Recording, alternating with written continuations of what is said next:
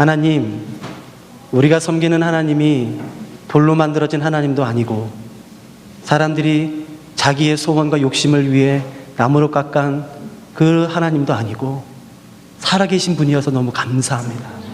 하나님, 우리가 힘들고 지치고 깨어지고 상처 입은 마음 그대로 주의 임재 앞에 머물러 있습니다. 하나님, 세상과 나는 간 곳 없어지게 하여 주시고 오직 주 예수 그리스도, 꿈에도 그리는 그 사모하는 얼굴, 그 예수 그리스도만이 이것에 좌정하여 주시고 임재하여 주시고 우리를 주의 영으로 충만케 해주시옵소서. 감사합니다. 사랑합니다. 사랑하는 예수 그리스도의 이름으로 함께 기도드렸습니다. 아멘. 오늘 3일 동안 저희가 하나님을 아는 지식이라는 주제로 같이 나눌 텐데 내일은 제가 레위기서 1장을 하려고 그래요. 그래서 오늘은 저희가 창세기 1장 어디까지 될지 모르겠지만 시간이 허락하는 범위 내로, 저는 대학교에서 강의하는 사람이라서 이게 제가 강의식으로 그냥 할게요. 창세기 1장 1절 우리 좀 같이 보기 시작하실까요? 창세기 1장 1절은 다 암기하시지요? 네. 창세기 1장 1절 아마 굳이 안 보셔도 아마 다 외우실 것 같아요. 저랑 같이 한번 외워보시겠어요? 창세기 1장 1절 시작. 태초에 하나님이 천지를 창조하시니라. 여러분, 성경의 시작은 가설로 시작하지 않습니다. 설명으로부터 시작하지 않아요. 선포와 선언으로부터 시작하는 것이에요. 태초에 하나님이 천지를 창조하셨다면 이라고 시작되는 것이 아니에요. 조건문이 아닌 것입니다. 태초에 하나님이 천지를 창조하셨다부터 시작되는 것이에요. 이걸 넘지 못하면 기독교는 무너지는 것입니다. 내가 교회를 얼마나 다녔든지 간에, 내 부모님이 어떻든지 간에, 저도 6대째거든요. 아무 상관없어요. 내가 하나님의 자녀가 되기 위해 내가 정말 그리스도인이 되게 필요한 것은 태초에 하나님이 천지를 창조하셨다라는 말씀을 넘는 것이에요. 저는 어렸을 때부터 믿지 않는 친구들이 거의 없었습니다. 지금도 목사님들 대상으로 성경을 가르치고 이제 성경을 가르치다 보니까 믿지 않는 사람들을 만나는 게 그렇게 어려워요. 그래서 제가 2년 전부터, 저는 제주도 살거든요. 제주도 열방대학이라는 곳에 사역하고 있는데 서울에 연락을 드렸어요. 제가 아는 분에게 집사님, 제가 제 사비로 서울에 매주 수요일마다 올라갈 테니까 어차피 그분들 수요예배라는 것도 없을 거잖아요. 내가 내 사비로 올라갈 테니까 나한테 성경 배우고 싶은 사람은 다 모이게 하십시오. 그래서 제가 제 사비 들여서 매주 수요일마다 올라갔었어요.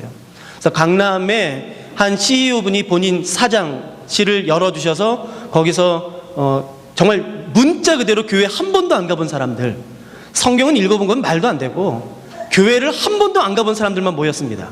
그래서 제가 창세기를 강의했어요. 첫 번째 시간에 제가 강의하는데 정말 성경을 모르더라고요. 그래서 잠깐 쉬고, 그 사장님실이 한 이거 반만 하거든요. 꽤 크잖아요. 그리고 전면이 유리예요. 굉장히 멋있어요. 그리고 한쪽 면에 해가지고 제가 유리창에 썼거든요. 유리창에 쓰고 지우고 유리창에 쓰고 지우고 굉장히 멋있었어요. 잠깐 쉬었다 하십시다. 브레이크를 갖고 하십시다.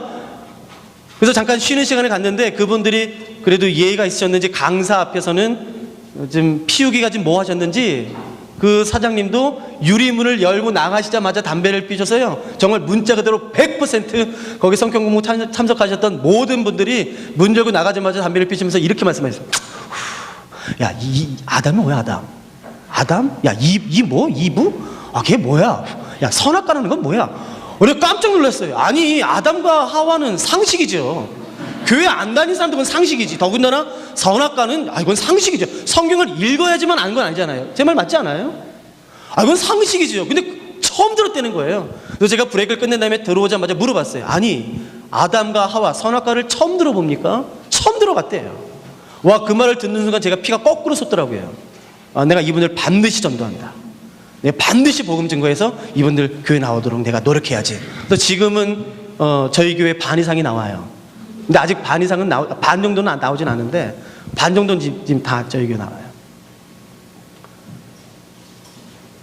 정말 많이 들은 말이 이거예요. 그분들에게 이해가 안 되니까 못 믿겠대요. 이게 이해가 되냐? 어떻게 물고기 2마리랑 보리떡 5개로 5,000명을 먹이냐? 야, 어떻게 사람이 물 위를 걷냐? 그게 이해가 되냐? 납득이 되냐? 그러니까 못 믿겠대요. 여러분도 그러세요? 여러분, 우리가 사는 이 세상에서 속고 있는 게 뭔지 아세요? 이해가 먼저라는 것이에요. 이해가. 그 다음에 믿음이래요. 이해가 되면 믿겠대요. 납득이 되면 믿겠대요. 그러니까 우리가 사는 이 세상에서 무엇을 가르치냐면은 믿음이 먼저가 아니라 이해가 먼저로 가르치는 것이에요. 이해. 저랑 같이 한번 생각해 보실래요? 여러분, 저는 목사님에게 몇 주 전에 저희 베이스에 오셨거든요. 제가 이 말씀을 들었어요. 간사님, 저희 교회 한번 올라오세요. 그래서 같이 말씀 좀 나눠주세요. 밴쿠버에 갈릴리 교회 있습니다. 여러분, 제가 그래서 오늘 올라왔어요. 제가 오늘 여기 올라올 때에 밴쿠버에는 갈릴리 교회가 있다는 것을 논리적으로 지구과학 모든 물리법칙을 이용해서 알고 왔을까요? 그냥 목사님 말씀 믿고 왔을까요? 믿고 왔죠. 뭘 알아요, 알기는.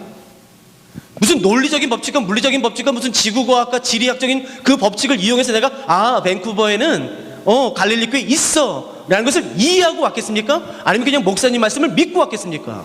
믿고 왔어요. 여러분, 저는 오늘 숙소에 가서 잘 거예요. 그리고 여기 내일 저녁 때 다시 올 겁니다. 여러분, 그때 올 때는 제가 믿고 올까요? 알고 올까요? 그때는 알고 오지요.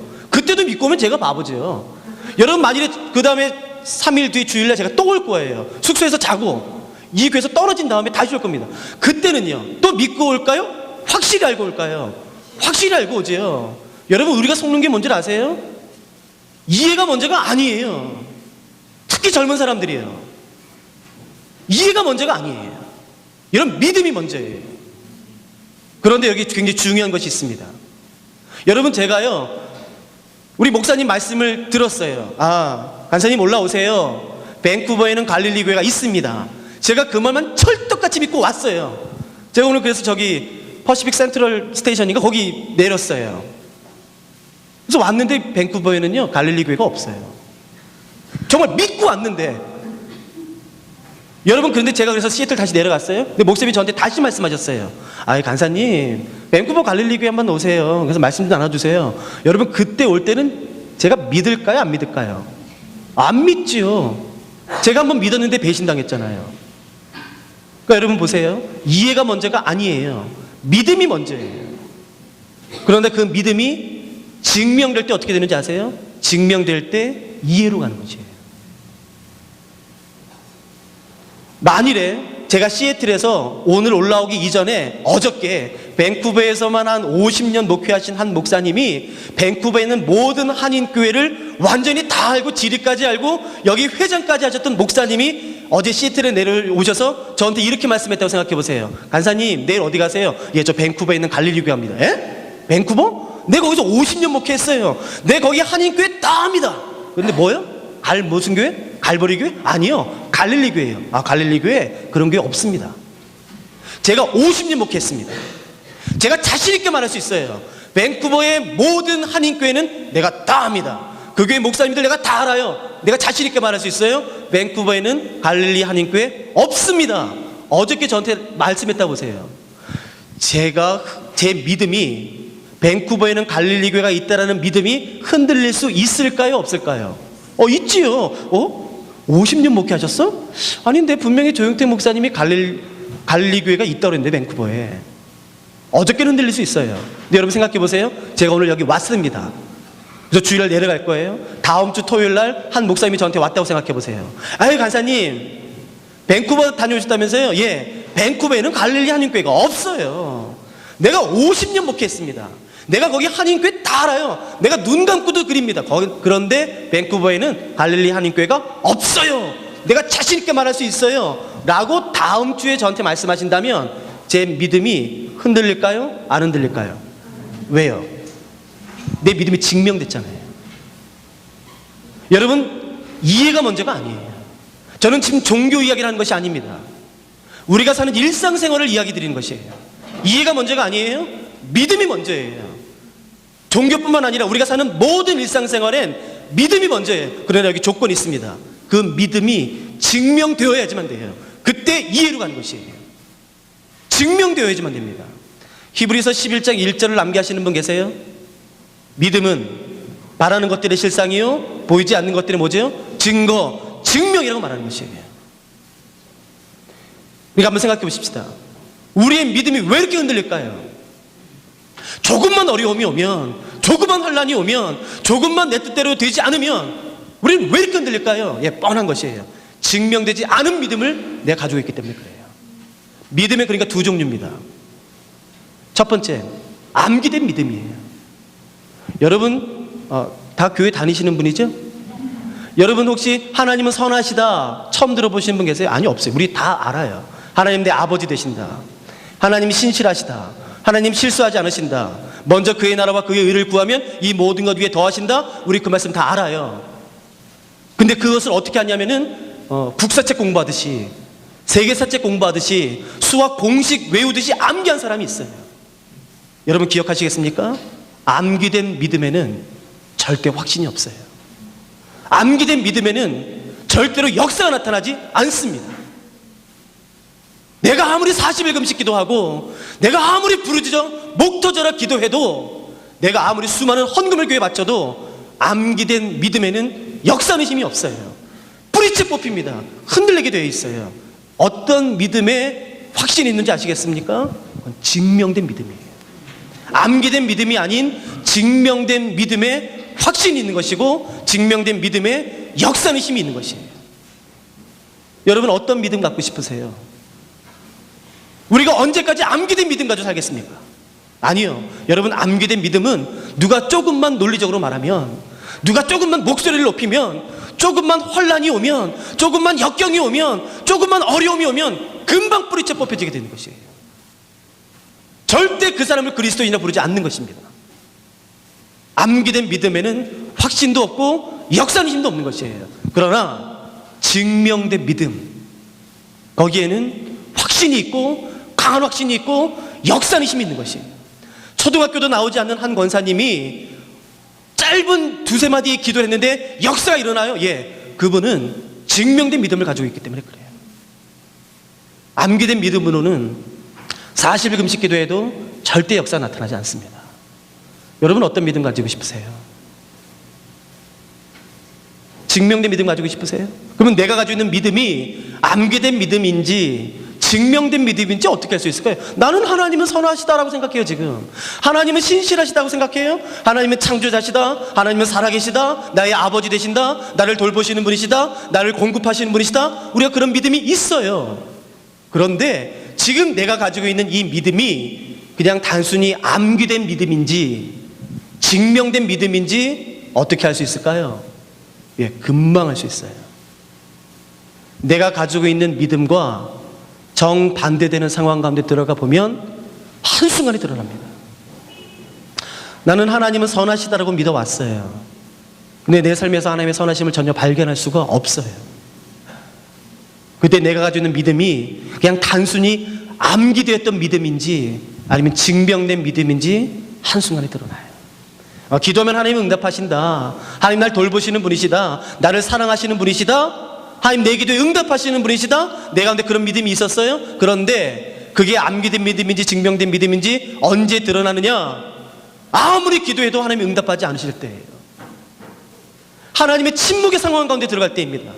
하나님 선하시다? 아니요. 하나님이 내 인생 가지고 장난치시는 것 같아요. 그런 말도 안 되는 상황 가운데 들어갔을 때에 내가 가지고 있는 믿음이 단순히 암기된 믿음이었는지 증명된 믿음인지 한순간에 드러나기 시작합니다. 또 너무너무 아이러니하고 너무너무 재미있는 것은 언제 암기된 믿음이 증명된 믿음 되는가? 너무나도 재미있게 아이러니하게 그 믿음과 정반대되는 상황을 통과해서 끝까지 지나갔을 때야 비로소 그 암기된 믿음이 증명된 믿음 되기 시작해요. 그래서 신앙의 아이러니는 이것이에요. 하나님이 우리를 그렇게 사랑하신다라고 말씀하시면서 가끔씩 하나님의 성품과 정반대되는 상황 가운데 우리를 두실 때가 있어요. 내가 분명히 하나님은 선하시다고 믿어왔는데 하나님은 절대로 내 삶 가지고 장난치지 않으신다. 하나님은 신실하시다. 내 가운데 그 믿음이 있음에도 불구하고 하나님의 선하심을 발견할 수 없는 상황이 내 가운데 드러나요. 아무리 기도해도 하나님이 침묵하세요. 이쯤 기도했으면 하나님이 이제 응답하실 때가 됐는데 하나님이 계속 침묵하세요. 근데 그 침묵이 길어요. 너무 재밌는 사실은 내가 가지고 있는 믿음과 정반대되는 상황을 끝까지 참고 견디어 통과해냈을 때, 마지막에 갔을 때 내 손에 드디어 증명된 믿음이 주어지는 것이에요. 너무 아이러니한 것이에요. 하나님이 우리를 사랑하심에도 불구하고 우리가 원치 않는 상황 가운데 우리를 가끔씩 허락하세요. 이 세상의 모든 철학과 모든 사상과 모든 종교는 환난을 당할 때 이렇게 말합니다. 참아라. 이빨을 깨물고 참아라. 입술을 깨물고 참아라. 어떻게 해서든지 간에 이 환난과 곤고의 때가 빨리 지나가도록 기다려라. 참아라 라고 말을 해요. 근데 여러분 아세요? 기독교는 절대 그렇게 말하지 않습니다. 야고보서 1장 2절 말씀을 암기하시는 분 계세요? 찾지 마세요. 야고보서 1장 2절 여러분 다 아세요. 이거예요. 형제들아 너희가 여러 가지 시험을 만나거든. 그 다음 뭔지 아시겠어요? 이 세상의 철학은요, 참아라, 견뎌라, 이빨을 깨물고라도 참아라 라고 가르쳐요? 아니요, 기독교는 아니에요. 형제들아 너희가 여러 가지 시험을 만나거든. 뭐라고 말하죠? 온전히 기쁘게 여기라고 말하죠. 온전히 기쁘게 여겨라. 왜요? 그 믿음의 시련이 우리를 인내하게 하는 것이에요. 그리고 온전하여 조금도 부족함이 없도록 구비시키기 때문에 여러 가지 시험을 만나거든 온전히 기쁘게 여기다 라고 말하는 것이에요. 그러니까 여기 아이러니가 있어요. 여기 신앙의 아이러니가 있어요. 내 가운데 증명된 믿음을 갖고는 원하지만 누구도 환난을 원하진 않아요. 누구도 고난을 원하진 않아요. 누구도 어려움을 원하진 않아요. 그러나 여러분 기억하시겠습니까? 사막의 시간이 없다면, 광야의 시간이 없다면 가나안 땅도 없는 것이에요. 시험의 때가 없다면 내 가운데 증명된 믿음도 주어지지 않는 것입니다. 그래서 이제 알겠어요. 목사님 같은 어르신들이 가끔씩 한마디 하세요. 하나님 선하셔. 하나님 실수하지 않으셔. 이제 알겠어요. 얼마나 많은 어려움을 겪으셨을까. 그런 환난과 곤고함, 어려움의 때를 지난 다음에라 고백할 수 있는 그런 말들이에요. 증명된 믿음만이 역사는 힘이 있고 확신이 있습니다. 저는 예수전도단 간사예요. 지금 11년째 예수전도단에서 사역하고 있는데 저희 예수전도단은 자비랑 사역이기 때문에 월급을 주진 않아요. 그래서 제 차가 지금 굉장히 오래된 차였었어요. 굉장히 오래된 차. 근데 저를 후원하시는 두 의사 부부께서 본인의 차를 바꾸시면서 그 타시던 차를 저희가 아주 굉장히 싼 값에 주셨어요. 그래서 3년 전부터 제가 소나타 3를 타고 있는데 저는 아들만 3명이거든요. 그리고 아내가 1명 있는데 제 소나타 3를 받아서 저희가 첫 번째로 그 차를 타는 날 깜짝 놀랐어요. 소나타 3 뒷좌석이요, 그렇게 넓은지 처음 알았어요. 굉장히 넓어요. 저희 세 아들이 그 뒷좌석에서 축구해요. 뻥 치고 뭐 슛, 골이 막 붕붕 뛰고 야구도 해요. 야구도 뭐 홈런. 막 소나타 3 뒷좌석이 이렇게 넓었나. 깜짝 놀랐어요. 그러니까 정말 저희 5 식구가 타기에는 최고의 차, 더 이상 부족함이 없는 최고의 차, 딱 한 가지 빼고요. 저는 제주도 사는데 제주 공항에서요, 저희 집에 오려면 길은 2개예요. 직진 아니면 우회전이에요. 나중에 제주도 한번 꼭 가보세요. 저는 직진하지 않고 항상 우회전 하거든요. 우회전 하면은 그 제주공항 우회전 길은요, 가로수가 쫙 있어요. 얼마나 아름다운지 몰라요. 그 가로수길을 지나다니면요, 기분이 정말 좋아요. 그 가로수길을 끝나면 바로 아주 가파른 언덕이 나와요. 그 가파른 언덕에 올라가면 왜 그렇게 신호등을 만들었는지 모르겠어요. 그 언덕 바로 위에 신호등이 있습니다. 왜 그렇게 교통신호를 만들었는지 모르겠어요. 저는 제가 작년에 봤더니 작년에만 비행기 한 140번 탔더라고요. 그러니까 꽤 타는 사람이잖아요. 그러니까 제가 공항에 많이 왔다 갔다 한다고요. 그러니까 제가 알아요. 항상 그 언덕에 가면요, 10번 중에 7, 8번은 항상 걸려요. 그 가파른 언덕에 빨간불이 항상 걸려요. 그러면 파란불로 바뀌면 어떻게 하는지 아세요? 올라가요. 그 언덕이 가파르다고요. 그래서 파란불로 바뀌면 항상 그렇게 가요. 지난 3년 동안 제 몸에 그게 배어 있었다고요. 근데 제가 하루는 몇 달 전에 그 자동차를 집에 놓고 가서 제주공항에서 택시를 잡았어요. 제주도는 벤츠도 택시 있어요. 근데 그게 고급 택시가 아니라 똑같습니다, 가격이. 그러니까 제주도는 탈만해요, 택시. 잡았는데 이번에 새로 나온 최신형 뉴 그랜저가 잡혔어요. 뉴 그랜저. 어우. 그래서 잡아서 뒷좌석에 탄 다음에 예 저기 함덕으로 가주세요 부탁드렸는데 기사분도 직진하지 않으시고 우회전하더라고요. 오. 그 가로수길을 지난 다음에 언덕으로 올라오는 딱 그 순간에 빨간불이 딱 걸렸어요. 제가 알았어요. 여러분 제가 지난 3년 동안 거기에 항상 걸렸던 그 장소에 그 뉴 그랜저 최신형 뉴 그랜저도 언덕에 딱 섰어요. 그리고 제가 뒤에서 이렇게 느꼈어요. 저거 빨간불에서 파란불로 바뀌면 이렇게 갈 거다. 제가 그렇게 할 거라고 생각했다고요.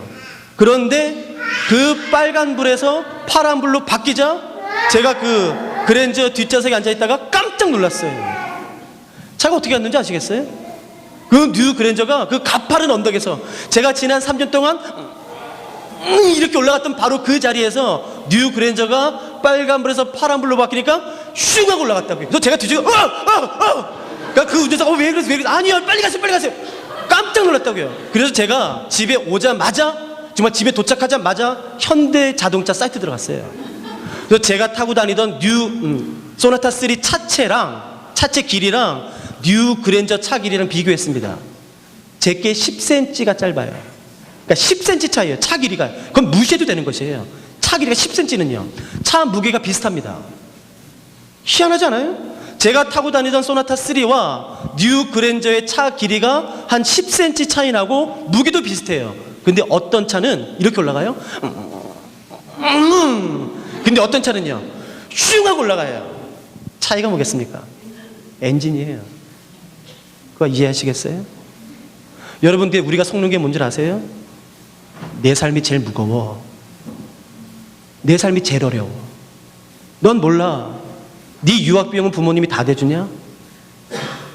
아니, 넌 내 삶을 몰라. 넌 아내라도 있지. 넌 남편이라도 있지. 넌 부모 잘 만났잖아. 넌 몰라. 내가 어렸을 때부터 얼마나 고생했는지 너는 몰라. 내가 세상에서 제일 불쌍해. 내 삶의 무게가 세상에서 제일 무거워. 절대 속지 마세요. 사람의 삶의 무게는 다 똑같아요. 절대. 저는 한국에서 대한민국 상위 0.01% 안에 드는 경제로요. 돈으로 상위 0.01% 드는 안에 드는 몇 분을 제가 개인적으로 상담해드리고 성경을 가르쳐드려요. 이름만 되면 아는 H 대기업 계열사 사장이세요. 제가 개인적으로 가서요 그냥 성경 공부 풀어드리고 질문 있으면 제가 풀어드려요. 한 번은 서울에 올라갔는데 그분이 집에서 좀 뭐 상담해드리고 그분이 그 강남에 가시면 임페리얼 팰리스 호텔이라고 있어요. 거기 숙소를 잡아주셔서 글로 가는데 그분이 저한테 이렇게 말씀하셨어요. 에이, 간사님 저기 뭐 맛있는 것도 사드려야 되고 그랬는데 아니에요. 제가 돈을 전혀 안 받았거든요. 식사도 대접 안 받고. 그래서 제가 그분한테 이렇게 말씀드렸어요.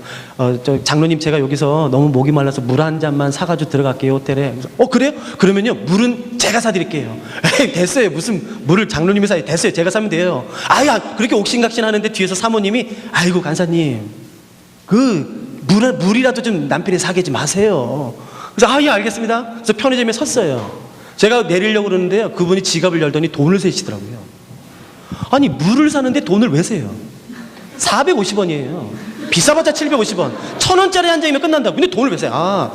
뭐 에비앙? 뭐 그걸 주시려고 그랬나? 뭐 1000원.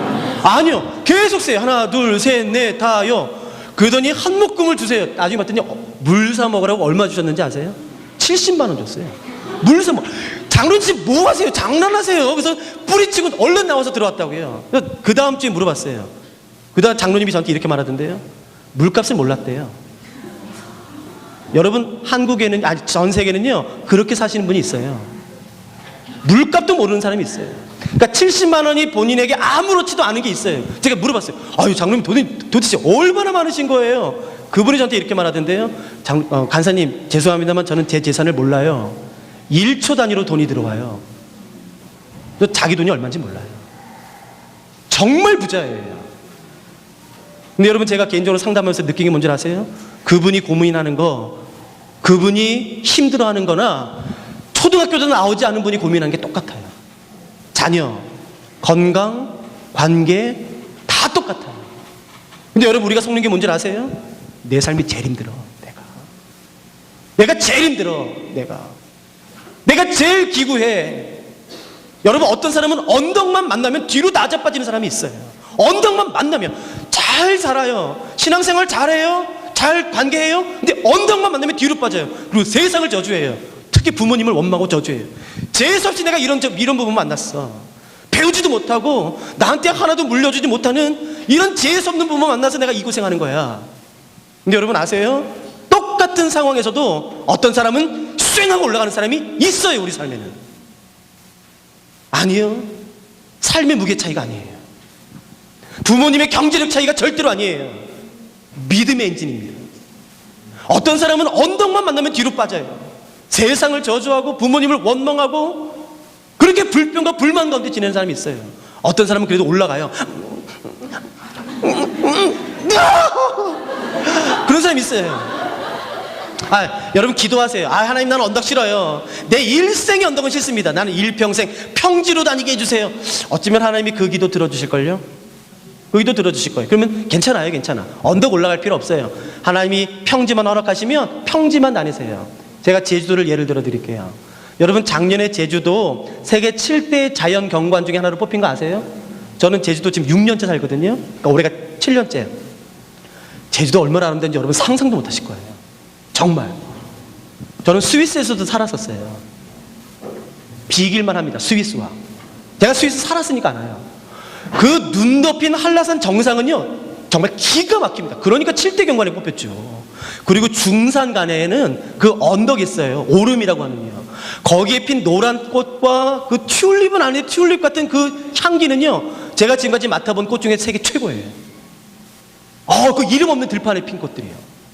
향기가 기가 막히고요. 거기서 말이 뛰어다니고 세계 최고입니다. 그 얼마나 아름다운지, 그러니까 눈 덮인 그 한라산 정상이 얼마나 아름다운지, 그 향기가 얼마나 향기로운지는 여러분 일평생 평지로 다니실 분들은 그냥 책으로만 보세요. 그리고 그냥 텔레비전 광고로만 보세요. 그리고 그걸 직접 경험한 사람이 들려주는 말로만 들으세요. 이 앞으로 평지로 다닐 사람들은요. 내가 직접 맡고 싶으세요? 내가 직접 보고 싶으세요? 내가 직접 경험하고 싶으세요? 그러면 어떻게 되는지 아시겠어요? 올라와야 돼요. 언제까지 언덕만 만나면 뒤로 빠지겠습니까? 자기 연민에 빠지고 한탄하며 저주하며 언제까지 우리가 그런 삶을 사시겠습니까? 아니요. 우리 그런 그리스도인들이 아닌 것이에요. 언덕을 만나면 좋아, 올라가지 뭐. 여러분 이거 한번 대답해 보시겠어요? 예수 기가 막히게 잘 믿으면 언덕 만날까요? 안 만날까요? 만나요? 예수 믿어도요? 저희 부모님은 이제 은퇴 장로님, 은퇴 권사님이시거든요. 새벽 예배 한 번도 빠지신 적이 없어요. 근데 작년에 새벽 예배 다녀오시다가 음주운전하는 사람과 정면 충돌해서 새벽 예배 다녀오시다가 입원하셨어요. 제가 그 소식을 듣고 불의학교 병원에 간 줄 아직도 기억이 나요. 큰 수술하셨어요. 재밌지요? 저희 부모님이 무슨 죄지다 오셨어요? 아니요. 새벽 예배 갔다 오시다 교통사고 났어요. 제가 알겠어요. 예수 기가 막히게 잘 믿어도 교통사고는 나더라고요. 예수 기가 막히게 잘 믿어도 질병 걸리더라고요. 예수 기가 막히게 잘 믿어도 이혼 당하더라고요. 예수 기가 막히게 잘 믿어도 배신 당하고, 예수 기가 막히게 잘 믿어도 우울증 걸리더라고요. 예수 기가 막히게 잘 믿어도 고난과 환란이 비껴가지 않고 정면으로 오더라고요. 기가 막히게 잘 믿어도 언덕 만나더라고요. 여러분 그때마다 어떻게 하시겠어요? 세상을 원망하고 저주하며 뒤로 낮아빠지시겠어요? 아니면 올라가시겠어요? 올라가죠. 여러분 그러면 한 번 올라가면 두 번째 언덕은 올까요? 안 올까요? 한 번 올라갔으니까 안 오겠지. 예수 기가 막히게 잘 믿는데 또 두 번째 언덕을 하나님이 허락하실까? 자, 두 번째 언덕 올까요? 안 올까요? 그래도 예수 믿을 거예요? 이런 예수 올라가죠. 올라갔어요. 세 번째 올까요? 네, 세 번째 와요. 계속 올라가면요, 3번, 5번, 10번, 20번, 30번 똑같은 언덕 올라가면 한번 상상해 보세요. 31번째 언덕 올라갈 때는 어떤 기분 들까요? 주변에서 사람들이 이렇게 말하겠지요. 재수 없이 너한테 또 이런 일이 당했냐? 야야야야, 그냥 원망하고 저주하고 죽어. 재수 없이 또 너에게 이런 일이 일어났어? 이거 어떻게 하냐? 재수 없이 여러분 그때 30번 올라갔다면, 그 언덕 30번 내가 경험했다면 31번째는 어떻게 올라갈까요? 뭐 이까짓 거 가지고 그래. 이거 나한테는 평지야, 평지. 이거 아무것도 아니라고. 너 수중하고 올라갔죠. 그때 사람들이 우리를 보고 뭐라고 말하겠습니까? 사람들이 말하겠지요. 넌 어떻게 여기서 원망하지 않을 수 있냐? 너는 여기서 어떻게 저주하지 않을 수 있냐? 너는 어떻게 여기서 불평하지 않고 어떻게 하나님을 예배할 수 있냐? 라고 질문하겠지요. 여러분, 누가 이런 근사한 삶 살고 싶으세요? 항상 원망하고 저주하고 불평하고 항상 핑계를 대고. 아니, 우린 그런 사람들이 아닌 것이에요. 여러분, 우리가 언덕을 만났어요? 올라가십시다. 주님께서 주신 힘으로 올라가고 싶은 것이. 압구정동에 가면 굉장히 큰 대형교회 하나가 있어요. 지금 거기 항상 강의 가거든요. 거기 강의 가면은 항상 그 한 80 되신 권사님이 나와서 저를 맞이해 주세요. 그러면 제가 간장게장을 좋아하거든요. 그러면 저한테 묻지도 않고 따지지도 않고 그냥 간장게장집에 그냥 넣어요. 근데 압구정동 아시잖아요. 그 빌딩 숲에 그렇게 허름한 집이 있을 거라 여러분 상상도 못 하실 거예요. 조그마한 간장게장집이 있는데 할머니가 하시는데요. 거기 들어가면 항상 시키세요. 간장게장 정식 2개 주세요. 그 80 되신 할머님이 시키세요. 외교관 출신이에요. 굉장히 엘리트예요. 제일 먼저 놋그릇에 밥이 나오는데 깜짝 놀랍니다. 놋그릇의 뚜껑을 열면은 김이 모락모락 나고 그 밥에서 윤기가 절절절절 흐르면서 그냥 밥만 한번 딱 떠서 먹어도 그냥 많이 맛있을 정도로 정말 기가 막힌 밥이에요. 그거 한 번만 정말 기가 막힌. 근데 그리고 좀 있다가 게가 나오는데 여러분 일반적으로 간장게장은 4등분 잘라져서 나오거든요. 근데 그 집은 통째로 나와요. 근데 그 게가 얼마나 거만한지 몰라요. 자기 팔을 그릇의 양쪽에 걸치고 자기 몸은 간장에 반쯤 담그고 눈으로 저를 째리면서 나온다고요. 이런 건방진 게가 어딨어. 그럼 빨리 먹어줘야 된다고. 이런 건방진 거. 그래서 나오면 근데 어른들은 왜 그런지 모르겠어요. 그 80 대신 많이 배우신 분이에요. 서울대 나오시고 외교관 출신이시라고요. 그 김치도 손으로 찢어주세요. 간사님 김치 한번 드셔보세요. 그거 안 먹을 수도 없고 그 게도 손으로 짜게. 그래서 그 손으로 게를 쫙 짜기면요, 그 아세요? 안에 살이 꽉 차 있어요. 그래서 주황색이랑 막 그게 살이 꽉 차 있어요. 그래서 간장을 2번 이렇게 몸에다 적신 다음에 제 밥을 가져가셔서 한 3분의 1을 뜬 다음에 몸통에다 밥을 넣고 석석석석석 비비고 참기름만 몇 방울 넣고 깨 뿌린 다음에 다시 간장을 넣어서 석석석석 비빈 다음에 그 어르신 저한테 이렇게 하세요. 푹 떠서 간장 한번 드셔보세요. 그럼 제가 그게 먹어요. 제 말 들어보세요. 지금 이 시간을 기점으로 여러분 한국 사람 중에서 간장게장 모르는 사람이 어디 있겠어요? 책으로 봤든 광고로 봤든 지나가면서 간판에 봤든 다 알아요. 간장게장이 뭔지는. 그런데 보세요. 지금 이 순간을 기점으로 간장게장을 한 번도 맛본 적이 없는 사람이라면 제가 지금 무슨 말 하는지 죽었다 깨나도 몰라요. 아세요? 지금 이 시간에 저한테 이 말 할 수 있는 유일한 사람은요, 간사님 전 그거 짜던데, 난 그거 좀 비리던데, 그렇게 말할 수 있는 사람은 누구겠습니까? 먹어본 사람이에요. 아시겠어요? 시편 34편에 이런 말씀 있는 거 기억나세요? 너희는 여호와의 선하심을 뭐죠? 맛보아할지어다. 우리가 언제까지 하나님을 책에서만 보시겠습니까? 우리가 언제까지 하나님을 간증으로만 접하시겠습니까? 그 살아계신 하나님을 언제까지 경험하지 않으시면 만족하시겠어요? 언제까지? 아니요. 하나님이 이렇게 말씀하시는 것이에요. 너희는 여호와의 선하심을 맛보아라. 누가 오늘 맛보시고 싶으세요? 하나님의 선하심, 하나님의 그 인자하심, 하나님의 긍휼과 하나님의 용납하심과 하나님의 살아계심을 누가 맛보아 알고 싶으세요? 여러분 기억하시겠습니까? 암기된 믿음에는 역사는 힘이 없어요. 오직 증명된 믿음에만 역사는 힘이 있고 확신이 있는 것이에요. 전 알겠어요. 하나님 없어. 아니요. 그런 게 그런 말 안 믿어요. 하나님 선하세요. 하나님 실수하지 않으세요. 그러면 제 인생은 지금까지 평탄했겠습니까? 아니요. 저는 제 세 아들을 하나님 말씀 가르친다고 굶겨본 아버지예요. 내 사랑하는 아내를 내가 굶겨본 남편이라고요. 내가 그래도 하나님 이렇게 고백할 수 있어요. 그분 선하시지. 그분 기가 막히지. 그 사랑 놀랍지. 그분이 나를 얼마나 사랑하시는데 내가 말할 수 있어요. 내가 언덕 올라가 봤거든요. 내가 힘들게라도 올라가 봤거든. 내가 알겠어요. 내가 한라산 정상을 올라가 본 사람이에요. 그러니까 그 정상이 얼마나 아름다운지 내가 말할 수 있는 사람. 여러분, 우리가 하나님을 경험하고 싶은 것이에요. 직접 하나님의 선하심을 맛보고 싶은 것입니다. 그래서 내가 직접 경험한 하나님, 내가 직접 만난 하나님, 내가 직접 맛본 하나님을 다른 사람에 증거하고 싶은 것이에요.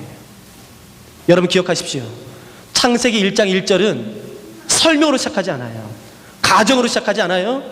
선언으로 시작하는 것이에요. 태초에 하나님이 천지를 창조하셨다라고 시작하는 것이에요. 여기 사용된 창조에 사용된 히브리어는 바라라는 히브리어예요. 바라. 여러분 이 단어는 우리가 지금 요즘 뭐 창조란 말을 굉장히 흔하게 사용해요. 근데 여러분 히브리어에서 창조에 사용된 히브리어 바라는 굉장히 조심스럽고 절제해서 사용해야 되는 몇 단어 중에 하나예요. 왜냐하면 이 바라라는 히브리어를 사용하기 위한 조건이 있습니다. 주어 목적어가 있는 것은 당연하고, 세 번째는 뭐냐면요, 반드시 주어의 목적과 의지, 뜻이 있어야지만 돼요. 그리고 아무것도 없는 상태에서 무엇인가를 만들 때에만 이 단어를 쓸 수가 있어요. 반드시 주어의 목적과 의지가 있을 때만 이 단어를 씁니다. 무엇인가를 만들 때에 목적 없이 만들 수가 있어요. 무의식 가운데 아무 생각 없이 무의식 가운데 뭔가를 만들 수 있어요.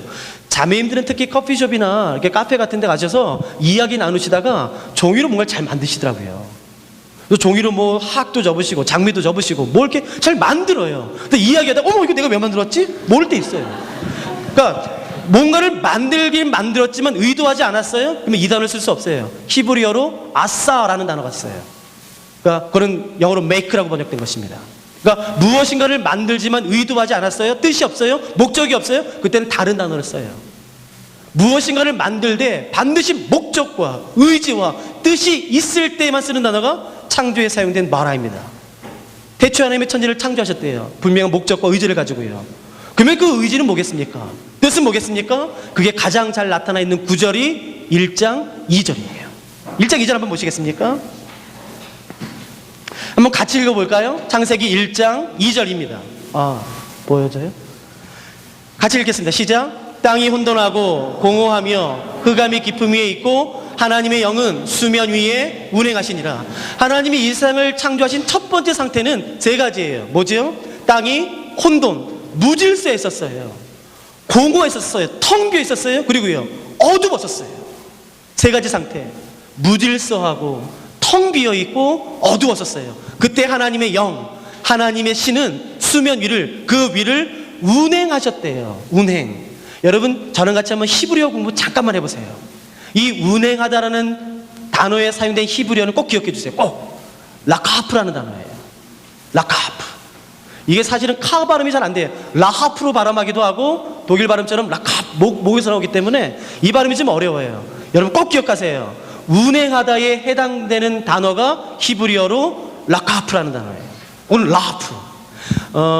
세 가지 경우에 쓰입니다. 꼭 기억해 주시겠어요? 첫 번째, 새가, 특히 독수리가 하늘에서 날아가지 않고 한 점을 중심으로 이렇게 빙빙 돌 때 쓰는 단어가 바로 라카프예요. 여러분 독수리가 날아가요? 그럼 우리가 말해요. 날아간다. 근데 만일에 독수리가 어느 한 점을 중심으로 하늘에서 계속 돌아요. 그러면 우리가 그 독수리를 보면서 독수리가 날아가. 그래요? 그러지 않지요. 그때 독수리에게 무슨 말을 쓰나요? 한글로는 맴돌다 혹은 선회하다 했어요. 그러니까 맴돌다, 선회하다에 해당하는 히브리어가 라카프예요. 기억할 수 있으시겠어요? 맴돌다, 선회하다. 두 번째, 헬리콥터가 밀림이나 정글 위에서 날아가지 않고 동일하게 한 점을 중심으로 빙빙 돌 때 쓰는 히브리어가 라카프예요. 날아가지 않고 한 점을 중심으로 헬리콥터가 빙빙 돌 때. 마지막, 어미 닭이 자기가 낳은 알을 가슴에 품고 돌릴 때 쓰는 히브리어가 라카프예요. 이해되시겠어요? 독수리가 한 점을 중심으로 돌 때, 헬리콥터가 한 점을 중심으로 돌 때, 어미 닭이 자기가 낳은 알을 가슴에 품고 빙빙 돌릴 때 쓰는 히브리어가 뭐라고요? 라카프. 그게 한글로는 어떻게 번역됐나요? 운행하다로 번역된 것이에요. 자, 그럼 다시 가봅시다. 독수리가 날아가지 않고 왜 한 점을 중심으로 빙빙 돌까요? 날아가지. 독수리가 왜 한 점을 중심으로 계속 돌까요?